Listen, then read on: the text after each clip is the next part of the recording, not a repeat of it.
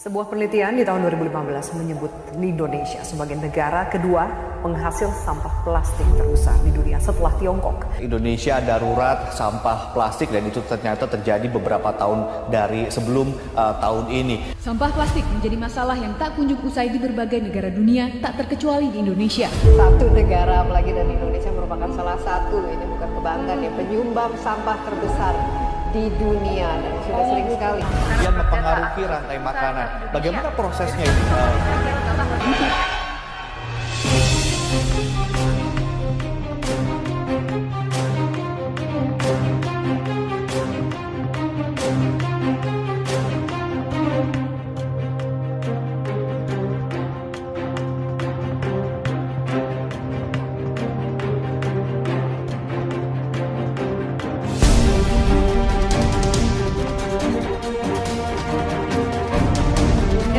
Kondisi laut Indonesia kini berada dalam situasi kurang beruntung. Beberapa titik sudah menjadi tempat pembuangan sampah.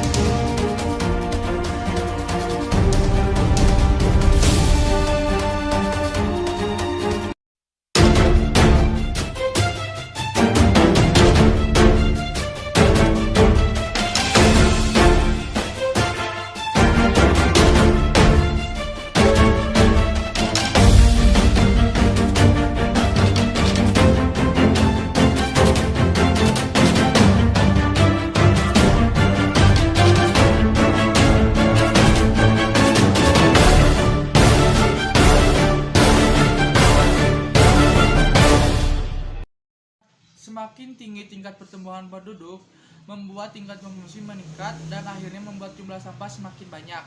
Hal inilah yang menjadi permasalahan di Indonesia karena sampai saat ini belum ada solusinya untuk menanggulanginya.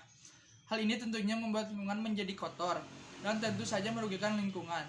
Nah, berikut ini adalah solusi untuk menanggulanginya. Yang pertama, membuat tempat pembuangan sampah terpadu yang lokasinya jauh dari permukiman warga. Yang kedua, penerapan 4R yaitu replace, reduce, serta recycle. Yang ketiga, membuat tempat sampah terpisah antara organik dan anorganik. Penanggulangan sampah dengan prinsip 3R, yaitu reduce, reuse, dan recycle. Reduce adalah upaya mengurangi timbunan sampah, contohnya dengan memakai tas belanja, mengurangi pemakaian tisu dan pampers. Reuse adalah menggunakan kembali bahan atau barang agar tidak langsung menjadi sampah, contohnya memanfaatkan botol plastik menjadi vas bunga ataupun tempat pensil.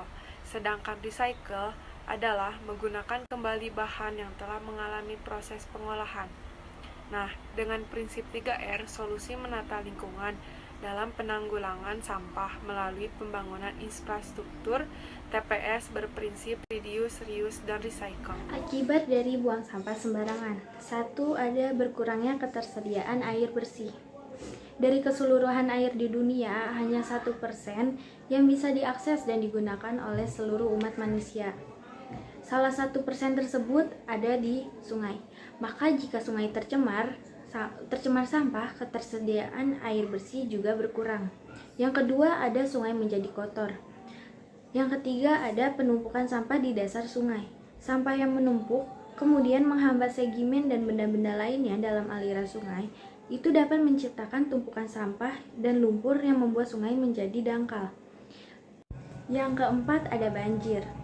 Pendangkalan air sungai akibat penumpukan sampah akan membuat volume tampungan air berkurang.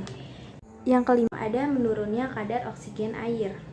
Ketika terlalu banyak sampah masuk ke dalam air, maka jumlah mikroorganisme dapat meningkat.